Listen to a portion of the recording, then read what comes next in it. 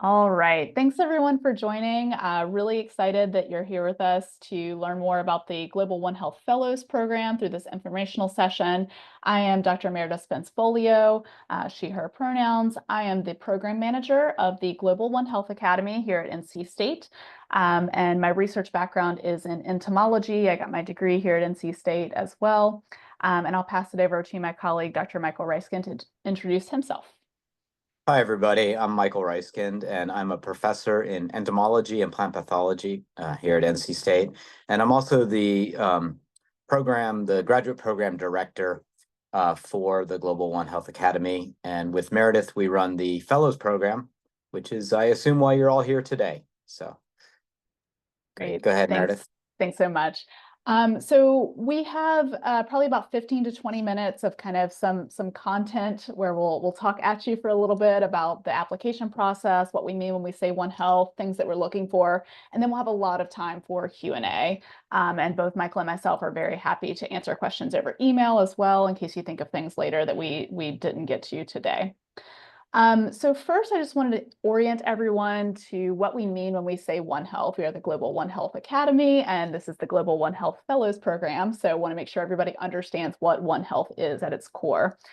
So this is a definition from the One Health High-Level Expert Panel, which is a group of scientists and One Health practitioners from various agencies and organizations that came together to come up with a cohesive definition for One Health. And what they came up with and released a few years back was that it is an integrated, unifying approach that aims to sustainably balance and optimize the health of people, animals, and ecosystems, which are closely linked and interdependent. Now, this is not a perfect definition in my view. People are animals, and both people and non-human animals are part of ecosystems. But this definition is an attempt to just clearly say that One Health is essentially looking at the intersection of the health of humans, other organisms, and their environment, which are interconnected. And if we're looking to improve the health of one of these domains, we have to consider the interconnectedness and the impacts of other domains on that domain of interest. So that's what we mean when we say One Health. One Health is a very important concept, and it's been gaining in recognition and understanding, particularly after the COVID-19 pandemic. But we have a lot of global changes that are really highlighting the need to consider this kind of holistic approach to health. Our climate is changing. We're living in closer contact with people due to land use change. To animals due to land use change. People are living closer together as well. We have global travel and trade that allows easy transport of people, animals, bugs from the environment. So we have a lot of global changes that essentially are making it easier to spread disease. And so that's really an emphasis of the CDC. Here at the Global One Health Academy at NC State, we are interested in One Health beyond just infectious diseases. But infectious diseases are kind of an easy example to see why the interconnectedness of humans, animals, plants, and the environment is so important. And I do like the CDC definition because they do emphasize plants, which is something that is not always explicitly called out when defining One Health, but it is something that we're very interested in here at NC State, is the role of plants in this One Health approach as well. So with that in mind, the mission of the Global One Health Academy is to engage faculty, staff, undergraduate, and graduate students in improving the health of plants, animals, biodiversity, and human society in North Carolina and beyond. So from this definition, a couple things that are a bit unique to us are our emphasis on plants as well as biodiversity. So we are really interested in all of the components of One Health, ecosystem health, and we're interested in that locally, so here in North Carolina, and globally and internationally. So the scale of the research can vary a lot. So I'll turn it over to Michael to talk a little bit about the Fellows Program specifically, now that we all are hopefully on the same page about what One Health is. Michael? Yeah, thank you, Meredith. So I'm going to talk to you about the Global One Health Fellows Program itself. This is a fellowship program. It supports a graduate student for 1 year at NC State University. This includes a $34,000 stipend, insurance coverage, tuition. We don't pay fees, sorry, about that. You can come from any part of the university as long as it's a graduate program. So this includes doctoral programs as well as master's level programs. I guess we can kind of go ahead. Yeah. So I'm going to talk to you briefly about our two previous cohorts. This will be the third. You will be part of the third cohort of this fellowship. And so I think you can gain a lot from looking at the previous cohorts. So we anticipate having 5 fellows for next year. And in the 2024 cycle, we had 63 applicants. So, what is that? Slightly less than 10%. Make it through. So it is very competitive. And these are our 5 selected fellows. And you will note a couple of things about them. They come from across campus, variety of colleges. We do have 2 College of Sciences, but Cal's Engineering and College of Natural Resources. And they have a real diversity of research backgrounds. We do not expect our fellows to come in with a Global One Health dissertation or thesis ready to go. We actually expect them to be excellent within their discipline and be open and able to articulate how their disciplinary expertise can be viewed in a One Health context. And we'll talk a little bit more about the application a little bit. So this was the 24-25 cohort. The previous cohort, you can see also from across campus. In this case, we actually had 2 engineers, but natural resources, CHAS, as well as College of Sciences as well. And again, a diversity of topics. There are people whose dissertation research may seem more akin to a public health, so kind of maybe a traditional thinking about health very centered on humans, but also folks whose work is on the genetic engineering of plants, for example. So it's really about the applicant and the application, not necessarily the disciplinary focus or the focus of the dissertation or their research. Okay. So what does a Global One Health Fellow do? Well, we expect you to take a 2-credit-hour course in the fall. The credit hours of this course for next fall may change. We actually may reduce it to 1 credit or 3 as an option. And then you're also expected, also in the fall, to take a 1-credit-hour Global One Health seminar course. So there is some coursework involved in this. The Global One Health seminar course is actually open to all students, but all fellows have to take it. And so it's an opportunity there. The 2-credit-hour One Health from Philosophy to Practice course is a joint course with UNC and Duke University. It's the only course taught at all 3 institutions. Has a slightly strange meeting schedule for that reason. So we actually meet on Monday evenings. It is, in my opinion, some of the most innovative, interesting course material you'll get in any course anywhere. We bring in guest speakers from all over the place to talk about One Health. We also do some fun assignments as well as some kind of more normal writing type assignments. And there are instructors from each of those universities, so you get to know a diversity of faculty as well. Yeah, and I think I already talked about the 1-credit-hour Global One Health seminar course a little bit. That's mostly with me and Meredith. So yeah, and then are you going to talk about these things? Yeah. I'll Great. Thanks, talk Meredith. about these. So like Michael mentioned, there is some coursework, and then we do also have some co-curricular work. So we have monthly professional development meetings, and we also have a One Health Research Symposium in the spring that will require you to present at. With the professional development meetings, we really want to leverage existing things at the university for existing trainings at the university for things like academic skills. So understanding how to do literature searches effectively. Sorry, someone is writing on the screen. Let me turn off annotations. Sorry, give me 1 second, y'all. Where is the security? Disable annotation. Okay. I will try to figure out how to clear those remarks or clear those marks when I'm not speaking. But so we leverage existing workshops across the university for things like academic skills and traditional soft skills. So like science communication, using reference citation managers, how to network, how to create CVs. But then we also want to create tailored One Health specific professional development opportunities. So shown here is one we just did this month with our current cohort of fellows, as well as one of our previous fellows joined as well, where we really explored state governmental careers from a One Health perspective. And so we toured a couple buildings for state agencies, and then had a career panel with the state epidemiologist, the state public health veterinarian, the state veterinarian, and an algal ecologist from the Department of Environmental Quality. So really exploring what One Health means in the state government world. So we are trying to make it to where these are meaningful and exciting, tailored professional development opportunities for you.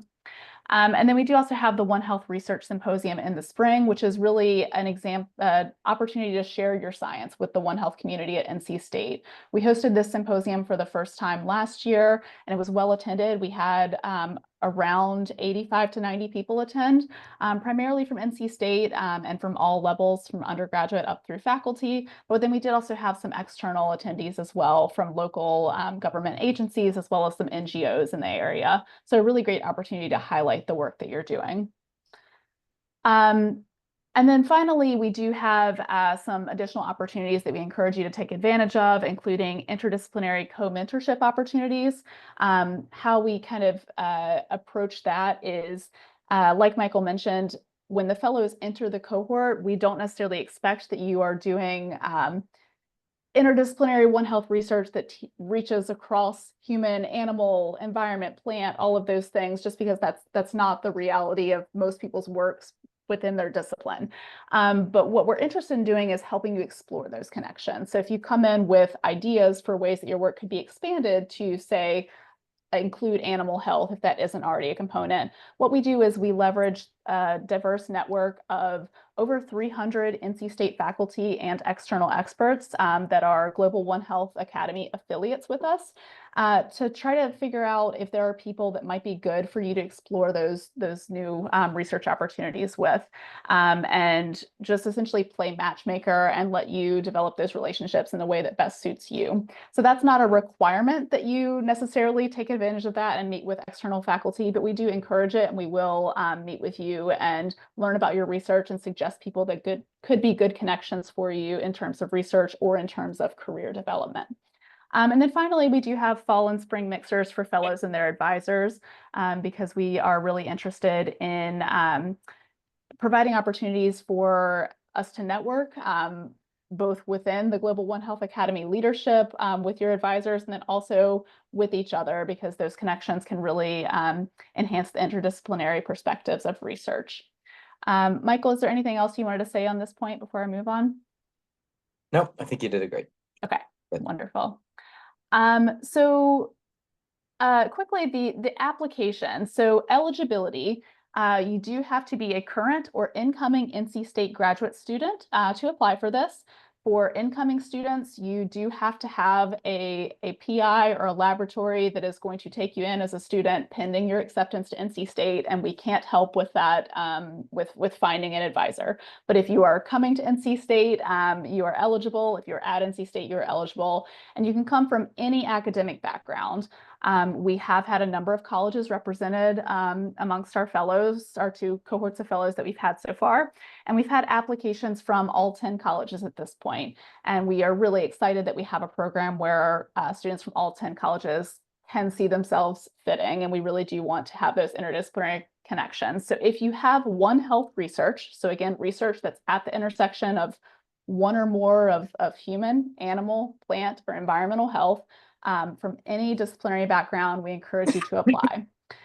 Your work does also have to align with a Global One Health Academy thematic area, but these are broad, and so you'll probably find that your research can have a fit within these. Those 3 thematic areas are food and water solutions, so this could be anything from plant health and global food security through water quality and access and kind of water sanitation and hygiene perspectives. Our second thematic area is infectious diseases. These could be diseases that are directly transmitted from person to person or animal to animal, or ones that are vectored by insects, for example. And then our third thematic area is climate and global change, so including land use change. And throughout all of these thematic areas, we are interested in kind of health disparities and differential impacts of these problems for different populations. That's not a requirement, but that is an interest of ours. The application itself is composed of a research statement, which is very short. It's 2 pages maximum, 12-point font, so you have to get your point across effectively and succinctly. But this is where you describe your current or intended research, and we recognize that incoming students won't have as detailed of a research plan as existing students, and we account for that when we evaluate. But in this research statement, it's really important that you describe how your research aligns with the One Health framework and how it aligns with a Global One Health Academy thematic area. The second component is a personal statement. This is 1 page maximum, 12-point font. And this is where we really want to hear from you why you're interested in this program in particular. How is this program going to improve your research, help you broaden your research to include other health considerations? How is it going to impact your professional development? Why are you interested in being part of an interdisciplinary program that has a cohort structure like ours? So the more specific you can make this to what you're doing in your career development, the more successful that personal statement is going to be. The final component of your application is the CV. There is no page limit on the CV, so that doesn't mean you need to send us a 20-page CV, but what it does mean is there's some flexibility for you to really articulate things that wouldn't otherwise fit in your personal statement, for example. Take the opportunity to tailor your CV for this opportunity. We're really looking for interest in interdisciplinary training. So highlighting previous courses that you've taken that were team science-based or somewhat aligned with Global One Health, previous jobs or internships or extracurriculars. Really do tailor it to highlight those things, because that's what we're looking for throughout any part of the application. And so having it well articulated in your CV will help you stand out and do well in the evaluation process. And then finally, we do require that your advisor at NC State submit a form that acknowledges that they are supportive of you participating in the program components if you're selected. And that form includes a letter of recommendation. The letter of recommendation should speak to your suitability for the Global One Health Fellows program in particular. So do ask them to comment on your interest in interdisciplinarity, your interest in One Health, your interest in anything that's aligned with the call. And then also, of course, speak to your skills and qualifications as a student and within your discipline. If you are an incoming student, we this year are allowing somebody not affiliated with NC State to write the recommendation because we recognize that an incoming student may not have the same relationship with their new advisor at NC State because you have not been working with them yet.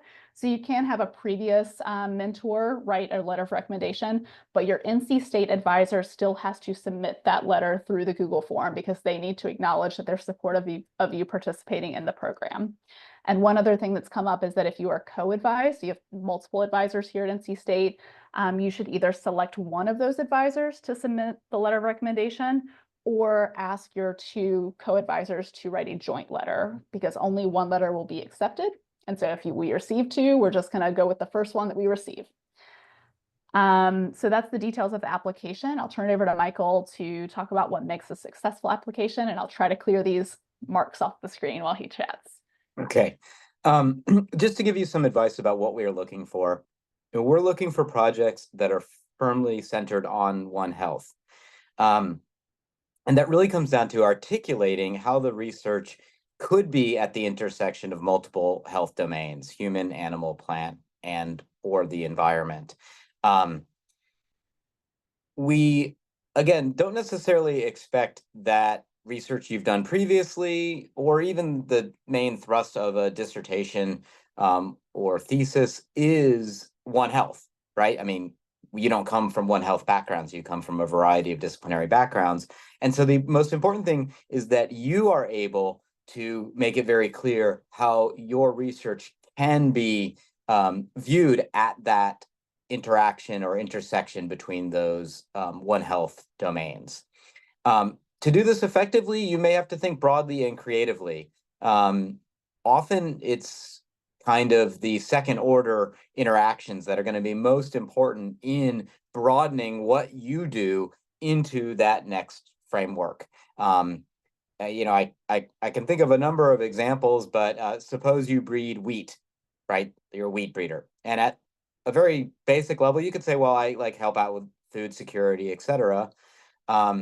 But maybe there's an interaction between irrigated wheat agricultural practices and West Nile virus, which, by the way, there is in the upper Midwest, right? And those are the kind of interactions that we'd like to hear people thinking about. So kind of taking that next level, we recognize that you may not actually be able to take that next level, but that's how we want you to think about your projects and your discipline, kind of thinking not necessarily outside the One Health box, but broadly about the One Health box. Okay. And that is mostly pulled out of your research statement. From your personal statement, we would like to see you demonstrate how you can benefit from being part of the cohort fellowship structure, as well as contribute to. So it's perfectly appropriate in this personal statement to reference past experiences you've had in interdisciplinary work, and particularly if it's been collaborative interdisciplinary work. That's a very powerful piece of evidence for us to say this would be a good member of the cohort, because we are kind of evaluating this. And then we also want you to really tell us what you're going to get out of it, what you're hoping to get out of it.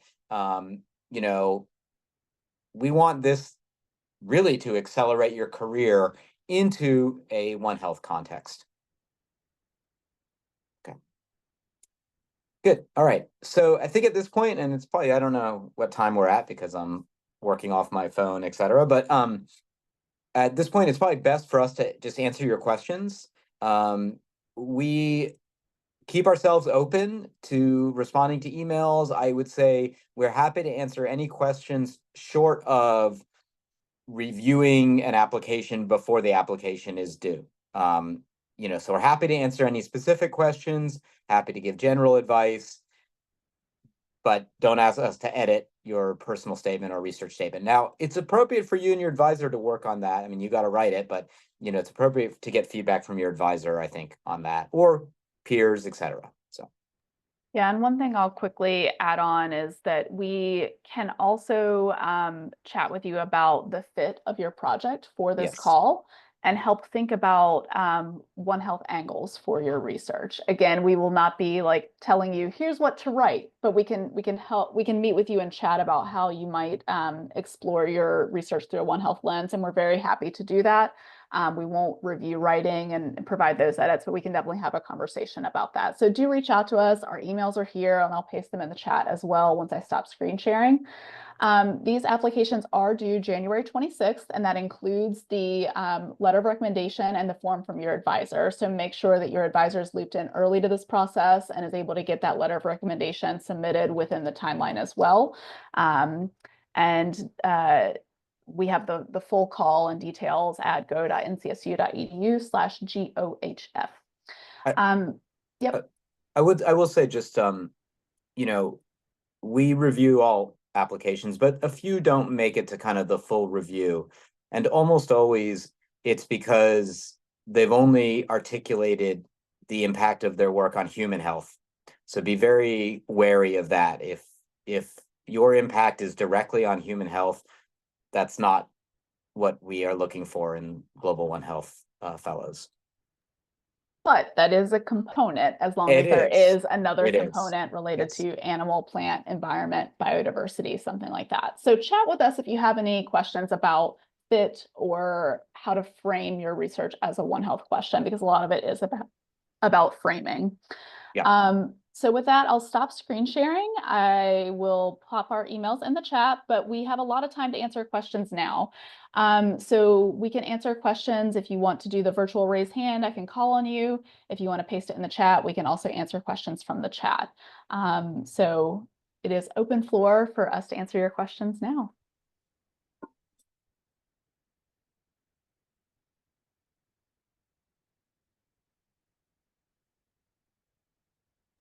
Access to the slides. We can definitely share a link to the recording, and I'll also attach the slideshow to an email to all the registrants after this. So we can definitely share that with you. Would your PI be able to write the letter of recommendation rather than your academic advisor? Yeah, when we say advisor, we actually really do mean whoever is advising you on your research part of your career. If you're in a program that has a separate academic advisor, and I don't know which ones do and which ones don't, but when we say advisor, we do mean like the PI of the lab you work in, or lab, or the research group you work in. Yeah, and we recognize that that's it can vary by field. I feel like most programs, the academic advisor and the PI is the same, but like Michael said, it's the research advisor, PI, we're interested in getting the recommendation from. And along with that, something I meant to say for the eligibility is that graduate and professional students are eligible to apply. So if you are a DVM student, even if you're not a DVM PhD, or you're like an MBA student, like that does not rule you out of this opportunity, but you do have to have a research component. So even if it's not a dissertation, that's okay as long as there is research. So another question in the chat that was sent privately to me: when would applicants be notified if they've been accepted? So we are aiming to get decisions out by late March, I believe, maybe early April. Definitely later in the spring, but well before summer. I'll have to look at our timeline. I feel like we've tried to move this up a little, Meredith. I think it's still late March. Let me double check the Okay. timeline that I have written down, but it would definitely be well before the end of the spring semester so that people can make alternate plans for like teaching assistantships and things like that. But let me double check the timeline and I'll circle back to that. Okay, so another question from the chat: would giving a timeline be recommended, or is it preferable to stay a little broader in the research statement? So that's a great question. You only have 2 pages, so I think you have to balance carefully how much detail to include in your proposal.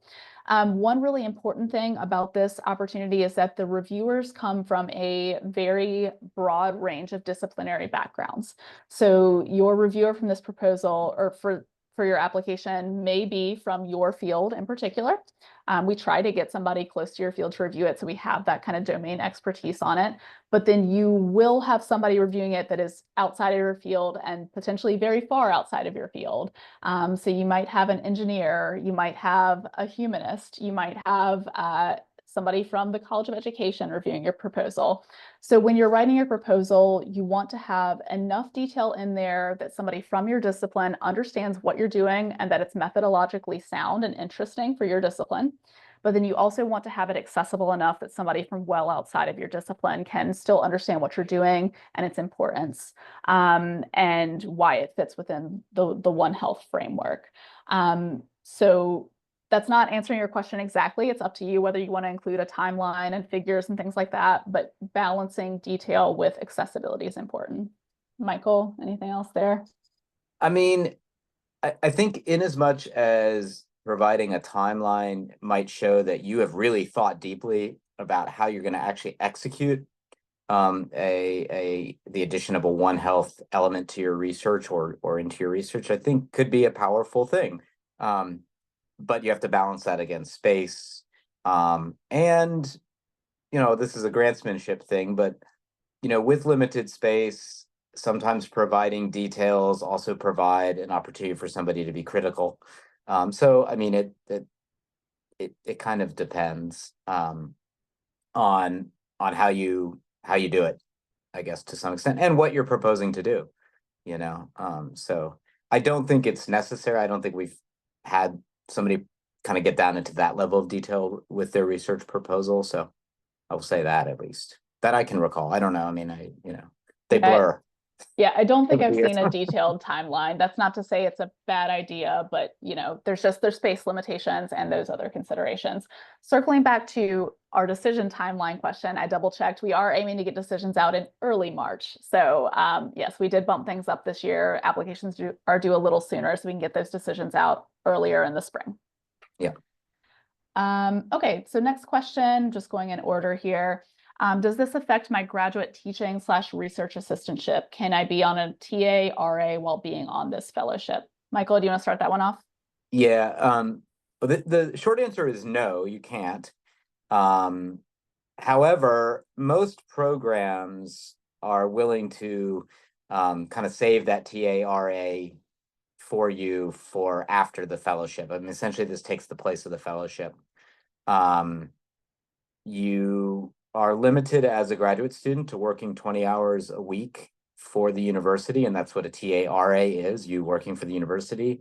The fellowship essentially takes the place of that 20 hours that you would work, and so you become time limited in your ability. So you can't be working 40 hours a week. Now, that may sound strange to students, but that's because the other half of your time is you being a student, essentially. Yeah, Now, but go ahead. this does mean that in your program, they should not expect you to TA or RA while you're on this fellowship.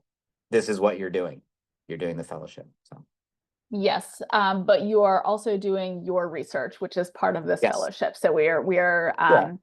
essentially this is one clarification is that the Global One Health Academy is not hiring you. You will not be employees of ours. We are not your supervisors. This is a fellowship. It's set up as a fellowship through the graduate school. It is part of the GSS. It would be on the GSSP, the Graduate Student Support Plan, just like an RA or a TA. So your hiring arrangement with your department would not change. You'd still be an employee of the department, supervised by your PI, and the money would still be coming to you from the graduate school the same way it is on an RA or TA, I believe. But it's just we are paying for it, and it's set up as a fellowship through the grad school. And then also along with that, there are time limitations for how many years of support you can have on the GSSP. And this does count towards that. I can't remember what those limits are, but I think it's like you can't be more than like 5 years on the GSSP or something like that. It's 10 semesters is Okay. how they do Yep. it. And eight if you already have a master's degree and you're coming into a PhD. Yeah, and so this, if you are on our fellowship for 2 semesters, that counts as 2 semesters on the GSSP because it is a GSSP. Okay. Yes, it's not like an external fellowship like the NSF would be, right, Meredith? That's like, that doesn't. Right, yeah, we're going through GSSP, so it does count towards those timelines. Okay, so next in the chat, I think we had Ayanualoa. I'm sorry, I feel like I pronounced that wrong, but had a couple questions to ask. Please go ahead. All right. Thank you very much, Meredith and Mike, for organizing this informative session. My name is Yanolua, and I'm a grad student here at Southern Illinois University at Edwardsville. So my 2 questions are, you mentioned something about the professional development session of the Global One Health Fellowship. And then my question is this like a platform where you bring in speakers from within the university or like faculties from other universities, to come talk to the students on the fellowship and maybe other invited members? So that's the first question. Then the second is under the eligibility criteria I'm talking about. So yeah, the thing is most admitted grad students who will be in the fellowship must they have been admitted by NCSU. So it's like, is there a correlation between the fellowship and then the grad, admissions office? Like, knowing what students can come into the fellowship after they've been admitted, kind of a thing. Yeah, so I'll go with the questions in order. So the professional development series, it varies.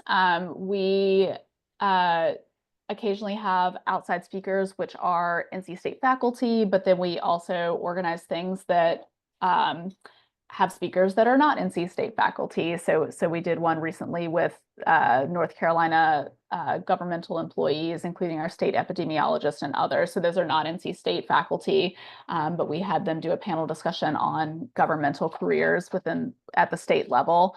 And then some of the professional development workshops are not necessarily with outside speakers at all. So we have like a research ethics training that Michael and I lead.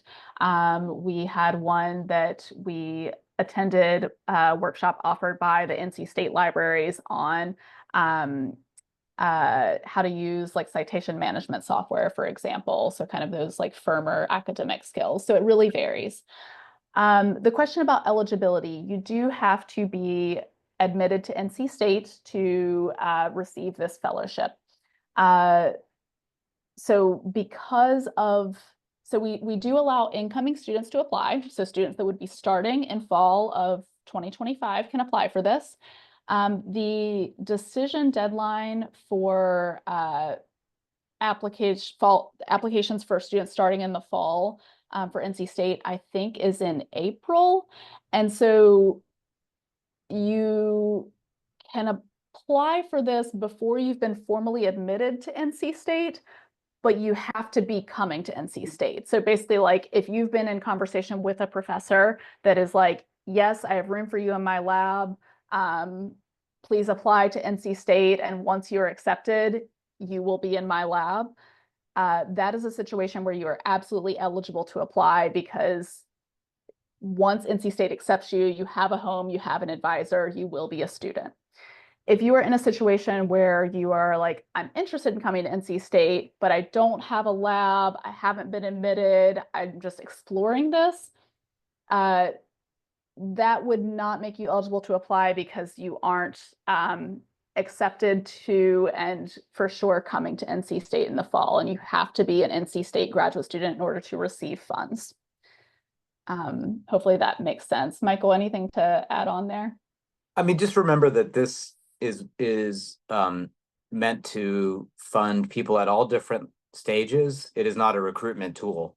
And so we would be very, very wary about offering it to somebody who didn't have a firm commitment for their full graduate education here from somebody at NC State. In other words, admitted with support. So the goal is not to use this as a tool to recruit students when a faculty wouldn't have space or couldn't afford a student otherwise. So you really have to be admitted, and I mean, yeah. So next question in the chat, is there any requirement to have a faculty member from GoHa on your committee? Nope, no requirement there. But I will say, if you're accepted as a fellow, then your advisor is expected to participate in activities that are part of the fellowship, and will at least put the hard sell on them becoming an affiliate of GoHa. Yes. But we have a lot of affiliates. I mean, how many do we have now? 300 or something? It's over 300. Yeah. So it's not a requirement, but we do want to make connections with your advisor too. And so if they're not already part of this group, we want to loop them in. We want to learn about what they're doing. We want to explore One Health connections with them as well. So one of the things that your advisor acknowledges when they submit the letter of recommendation form is that they will make every effort to attend these mixers that we have in the 2 semesters. Okay, so there's a question about admission, which I think we already answered previously. Okay, that is all the questions I see in the chat right now. Are there other questions people had? Feel free to raise your hand or just come off mute, or keep typing in the chat if you have questions now. Hello. Hi, Bhavya. Hey, how are you? Nice meeting you again, and thank you so much for organizing this. I have a couple of questions. The first one is, as like Michael raised a very important point, like one of the key aspect is like your research should impact more areas beyond human health, right? So what are the key metrics on which you rate a student for this one? Like, is it the area of research, or is it the extent of research, or like the current results they have, or the background? The other thing is, like, my current stipend from NC State is higher than 34K. So, so can my advisor balance up the amount if I get this fellowship? Yes. Uh, Go ahead, Michael. Well, the second one is easy. Yes, your advisor can, with a variety of mechanisms, bring it up to the but it is considerable savings for them for that year, obviously. Yeah. And the first question, the first part of your question, is hard. I would say that we have a very well considered rubric with which we use to evaluate applications, which touches on many of these things. However, it's difficult to give a straight, simple answer because they are ultimately evaluated holistically, again, through a rubric, which helps us break it down as reviewers, and helps us kind of score it. But ultimately, it is kind of the synthesis of that One Health perspective in the research. Where I've seen people mostly go really, really wrong on this is again just kind of going to like a clinical endpoint. Like, I don't know, say you work on antimicrobial resistance, and then kind of your One Health piece is, this is a big problem in the treatment of strep throat. And so this is really going to help people who have strep throat, right? I mean, that may be true, but that's not the kind of One Health perspective that we're looking for. That's a perfectly valid health perspective, probably works well at NIH and, and that kind of thing, but that's not really what we're looking for. Meredith, do you have other examples? Not an example, but what I was just going to say is that the things we're looking for from kind of the research statement in our rubric is we're looking for the strength of the current or proposed research from a One Health perspective. And so that does mean that it has to include something at the intersection of at least a couple of those health domains: human, animal, plant, environmental, biodiversity. So something that is strictly focused on a human health outcome that has no acknowledgement or intersection with any of the other health would be ranked as low strength of research, even if that is a really compelling, really well thought out human designed study. So it has to have that intersection there to be a strong research proposal for this call. Other things that we're looking for kind of from the research section and from the CV are your educational or research or work experience related to Global One Health. So that could be things that are explicitly Global One Health. It could be things that are human health related, but show an interest in public health outcomes, like that's relevant, showing that you're interested in these topics. That could also be working in interdisciplinary teams, even if it's not so One Health focused. So really just reading the call carefully and seeing like, what are the words we're using over and over again? We're probably looking for evidence of that in your application. So make sure that comes through strongly. And then one other thing I was going to mention is that we do kind of have a sliding scale for how we evaluate students at different stages. So we fully recognize that like evidence of research success for a first-year master's student is going to look very different from a fourth-year PhD student. There's going to be a difference in presentations, publications, all of these things. And so we do have a rubric that accommodates for that. So we are really trying to not advantage or disadvantage any of the career stages. And we take into account the career stage during the application process. You may have noted that in the call, it says that early stage graduate students are ideal applicants for this.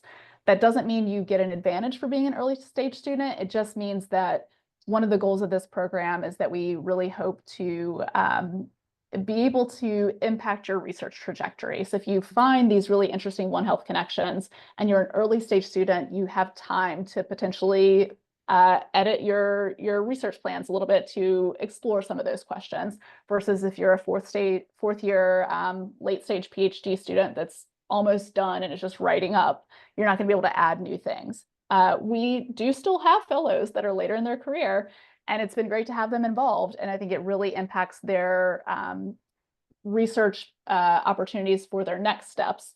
But that's the reason we say that early stage is preferable. It's not to say you get an advantage.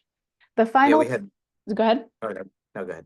Oh, I was just going to say the final thing I wanted to say about how we evaluate these applications is that our rubric equally weights the research portion and the kind of personal attributes like fit, interest in, interdisciplinary, desire and articulation of that desire to be part of this program in particular. So do not gloss over the personal statement as something that to just do last minute.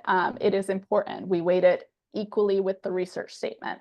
And then the CV can give evidence of both of those things. So just noting that the personal and the research are equally weighted in our rubric. Yeah, awesome. Thank you. Okay, question again in the chat about eligibility. Incoming students are eligible to apply, but you must have a faculty member that is going to support you in your lab and have funds to bring you on, because this is just a one-year fellowship. And so if your admittance to NC State is at all dependent on this fellowship, that would not be the best reason to apply, because it is only 1 year of funding. So even if you get it, there needs to be other funds to support you, and you must have a faculty member that's committed to bringing you on to apply. Next question in the chat. It seems that One Health can allow fellows to engage with people that come from different perspectives on human health, environmental health, etc. During the fellowship, is there any form of cultural competency training or activities that would help with cultural competency?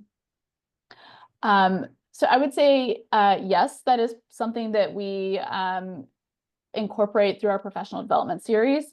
It is also something that we use in practice through the Global One Health seminar course, where we're chatting about different research ideas and talking about how to communicate between disciplines and finding common language and things like that. So yes, it is something that you will get through this. It's not an intensive focus of the fellowship, just because there are already a lot of requirements from the fellowship, including coursework. And so it's hard to make it a strong focus without adding too many requirements on the fellows, but it is something that is extremely important for One Health and something that we do integrate throughout the trainings. Yeah, I would say it's often implicit, maybe in almost everything, as Erin notes from the context of her question. We have not provided specific explicit training in cultural competency, for example. But I would say it comes up quite a bit. Does depend a little bit on who the fellows are. Although in both years we've had people who have at least some expertise from a research side in questions of communication. So, yeah, that's what I would say about that. Right. Any other questions? Feel free to come off mute or type in the chat.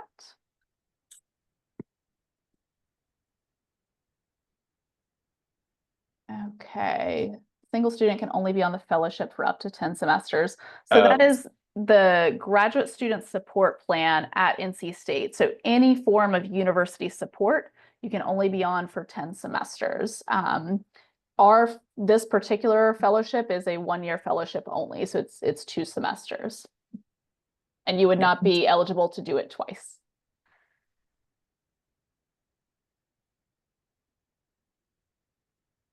Okay.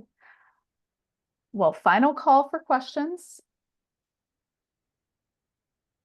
Okay, so not seeing any, I think we can go ahead and close this for now. But like I said, Michael and I are both happy to answer questions over email. I just popped our emails in the chat, and I will also send a copy of the recording and the slides to all registrants and attendees. Do reach out to us. Ask us questions you have as you're preparing your applications. I would say those last year who did reach out had much stronger applications because of it. So there are no application fees for this. There are fees for applying to NC State, but not to our program. Yeah. That's true. Yep. All right. right. Well, thank you all for attending, and we look forward to seeing your applications, and reach out if you have questions in the meantime. Thanks so much, everyone.